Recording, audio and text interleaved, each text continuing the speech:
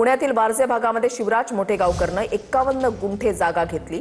महामार्गाजवळच कोट्यवधींची जागा विकत घेतली। मोठेगावकरनं सामाजिक संस्थेच्या नावानं जमीन विकत घेतली। जागेच्या बोर्डावर शिवराज मोठेगावकर नाव काळ्या रंगानं झाकलेलं आहे।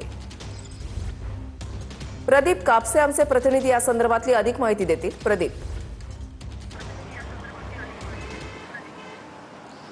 अगदी बरोबर आहे। खरं तर नीट पेपरफुटी प्रकरणामध्ये शिवराज मोठेगावकरला सीबीआयनं अटक केली।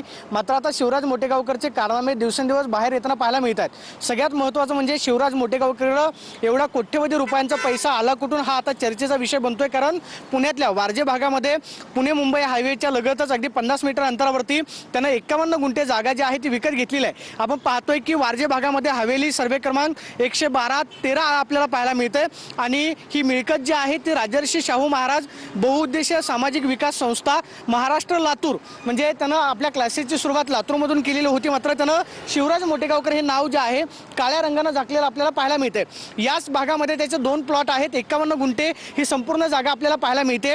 इथल्या स्थानिकांनी सांगितलेली बाब अतिशय धक्कादायक होती, तो म्हणजे याच भागामध्ये महानगरपालिकेचा एक रस्ता आहे, त्या रस्त्यावरती सुद्धा शिवराज मोठेगावकरला कब्जा मारायचा होता। मात्र इथल्या नागरिकांनी आंदोलन केलं आणि त्याचा हा डाव हाणून पाडला। आपण पाहतोय की प्लॉटचा एक भाग या बाजूला पाहायला मिळतोय, तर दुसऱ्या बाजूला हा प्लॉटचा दुसरा भाग आहे आणि हा महानगरपालिकेचा रस्ता, या रस्त्यावरती सुद्धा त्यानं कब्जा मारण्याचा प्रयत्न केलेला होता। मात्र शिवराज मोठेगावकरकडे हवी लगत घेण्या इतका कोट्यवधी रुपयांचा पैसा त्यानं याच पेपरफुटी प्रकरणातून जमवला का, किंवा क्लासेसच्या माध्यमातून त्यानं अनेकांना आतापर्यंत गंडा घातला, हे त्याचे कारनामे दिवसेंदिवस समोर येत आहेत। प्लॉटला आपण पाहतोय की या बाजूला सुद्धा सामाजिक विकास संस्था महाराष्ट्र लातूर ही आपल्याला या बोर्डवरती नाव पाहायला मिळतंय आणि त्यानं काळ्या रंगानं त्याचं नाव जे आहे ते झाकलेलं पाहायला मिळतंय। त्यामुळे शिवराज मोठेगावकरकडे एवढा कोट्यवधी रुपयांचा पैसा आला कुठून आणि त्याचे कारनामे जे आहेत ते दिवसेंदिवस बाहेर येत आहेत। मात्र पुण्यातल्या वारजे भागामध्ये त्यांना जवळपास 51 गुंठे म्हणजे काही कोट्यवधी रुपयांची मालमत्ता जी आहे विकत घेतल्या जातात समोर आलेलं पाहायला मिळतंय।